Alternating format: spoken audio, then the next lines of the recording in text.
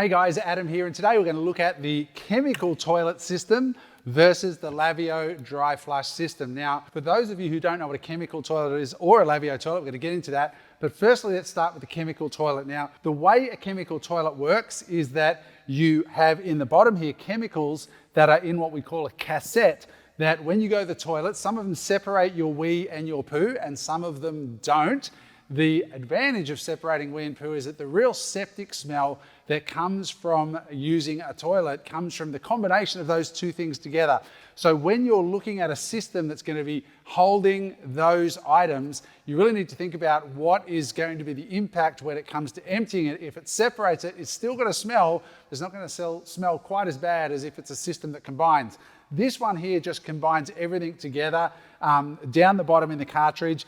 And what happens is this cartridge gets full, of course, with chemicals and your waste. And when it comes time to empty it, you need to pull the cartridge out and you need to empty it into a normal toilet, or you need to empty it into a dumping point like those you'd find at caravan parks and RV places like that. What you can't do is dump it into a septic system because the chemicals will kill the bacteria that makes the septic system work.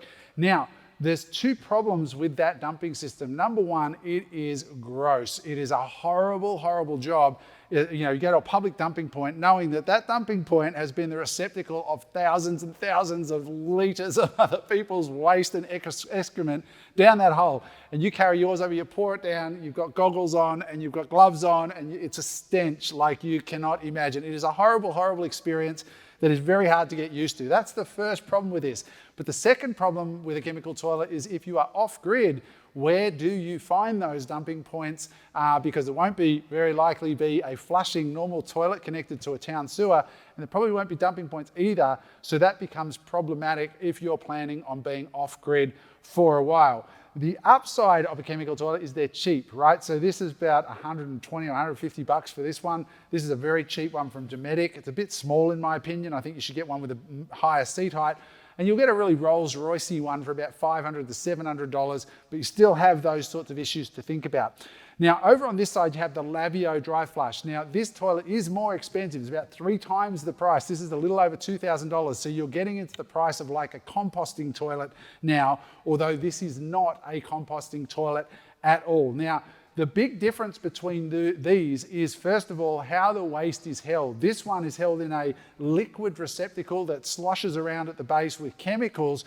This one has a mylar bagging system in it, and it looks like there's a huge big bowl in the bottom lined by a mylar bag. When the waste goes in, you push the button, it's an electric toilet, and it winds that waste around, sucks all the air out into a little hygienically sealed parcel that emits no smell, and you can do up to 15 flushes in there into the holding area down the bottom.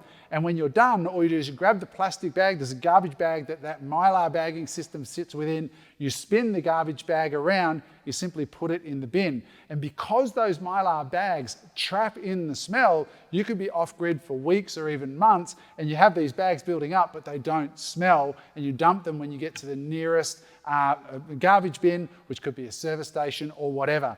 Now, both of these toilets are fully portable. There's no plumbing into the ground, there's no vents that need to be installed, and there's no electricity that's needed into them. This one does have a battery. It's like a motorbike battery sitting in the back, but you only need to charge that up for 1 hour once a month, and it's good for up to 3 months or 300 flushes. So it's pretty much an off-grid toilet as well. So in my book, for me, I would prefer this toilet just because it doesn't have that chemical dumping experience, which can absolutely ruin someone's holiday.